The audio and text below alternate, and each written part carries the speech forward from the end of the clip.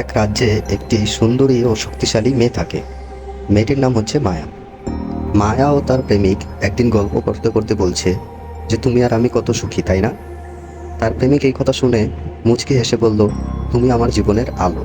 মায়া একদিন একটি ক্যাফেতে গিয়ে বসে দেখতে পেল তার প্রেমিক অন্য একটি মেয়ের সাথে বসে কফি খাচ্ছে। মায়া খুব কষ্ট পেল। সে একা একা কাঁদছে আর ভাবছে ও আমার সাথে কিভাবে এই বিশ্বাসঘাতকতাটা করলো। মায়া একদিন একটি পুরনো বইয়ের দোকানে গেল। সেখান থেকে সে অনেক খোঁজাখুঁজির পর একটি বই পেল। সেই বইটির নাম ছিল প্রেতাত্মার প্রতিশোধ। মায়া ওই বইটি পেয়ে উৎসুক হয়ে পড়ে। তখন মায়া ওই বইটি নিয়ে একটি অন্ধকার ঘরে চলে যায়। সেখানে বসে সে বই থেকে মন্ত্র পাঠ করতে থাকে।